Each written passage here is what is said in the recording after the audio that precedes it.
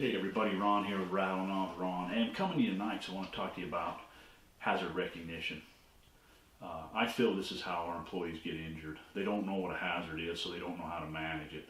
Or they do know what a hazard is, but yet they don't know how to manage it or control that hazard. A lot of stuff out there to help us with this, right? You got your on-shift exam, pre-shift exam, equipment pre-ops, preventative maintenance programs. All this stuff is designed to look for hazards and then to control them, right? So that's what it's for, okay? But there's tools out there that you can use for our employees, okay? There's all kinds of risk management, risk assessment tools out there. But what I like is the field level risk assessments. I think this is where we got to focus on there, right? The routine jobs. We do a lot of stuff for non-routine jobs. They're planned out well, long wall moves, drag line outages, ball mill relines. And the places I've been, we really haven't had a lot of injuries on them because we spend a lot of time planning them. Okay, when we go to do our safety meetings, we really beat that stuff up. Hey, watch, it's long wall move, it's finger and toe season.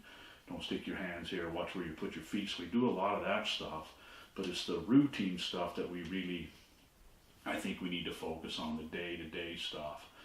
And again, there's a lot of good tools out there, and I like that field level risk assessment.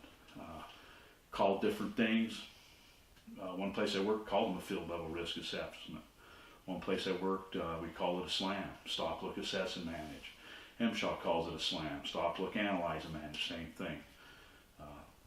Where I currently work, we just implemented one called the stop and think. I picked it up from a site I worked at in South Carolina. Worked real well out there, it's working real well here. But again, it just, that basic field level risk assessment to get our employees or ourselves to recognize a hazard and put controls in place before we face that hazard. That's the key. Getting to controls in place before we face it, face the hazard. They usually start out with questions on them, hey, how can I be heard? Am I task trained? Do I have the right equipment? Do I have the proper tools? Can somebody else be hurt? Things of that nature. And then you go into the look part, and that's where you look for the hazards. And usually a lot of these, have 20 to 25 different hazards you look for. So you're looking for electrical hazards, maybe mechanical, ground conditions, roof conditions, are you doing hot work, slips and trips, things of that nature. So you look for all these hazards, and then again, you have to put controls in place. The reason I like to stop and think is it makes you write down what the hazard is that you found, and you have to write down what the controls are. It's not just a tick box, okay? And then you go to the risk matrix. They all have a risk matrix. Risk matrix is key because what you got to figure out then, once you find out what the hazard is, what you're controlling it, now what's the likelihood of me getting hurt, and if I did get hurt, what's the consequence? And they're usually color-coded, green, yellow, red, or they're numbered, right? The stop and thinks, I like them because they're color-coded and numbered. But if you get anything in the green, you can do that job with the stop and think. If you get anything in yellow or red, we're not saying you can't do that job, you just can't do it with the stop and think. You have to do something else, put more controls in place. So you have to go up another level of risk assessment. But it's just a good tool, basic tool, and I hope you guys are using them. Before I get out of here tonight, I just want you guys to know one thing, okay? And this is key.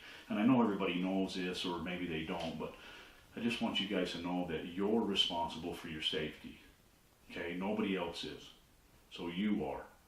Okay, so when you go to do a job, don't put yourself in an unsafe situation.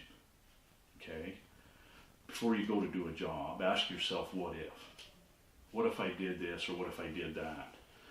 Okay, because you're responsible for your safety. If you don't think the job's right, don't do it.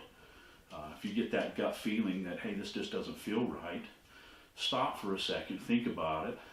Ask your boss, ask a coworker, right? Think about it, because that gut feeling or that instinct is key, So just remember that. You're responsible for your safety, nobody else is. Every single one of you out there, I don't care who you are, has somebody wanting you to come home after shift. Okay, and that's the key to this. You got to go home every night. Okay, That's why we go to work, right? People say what they want, but the reason you go to work is to make money. That's why I do go to work, is to make money so I can do things that I like, okay? We don't want you getting hurt. So watch out for one another. Get that brother's keeper mentality. And when you go back to work on your next shift, do me a favor. In your safety meeting, speak up.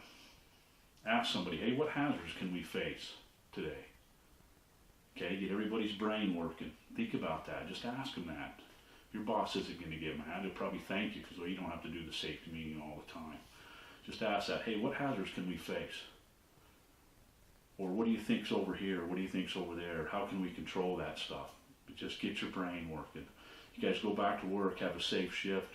Remember, 0 fatalities, 0 harm. That's our goal.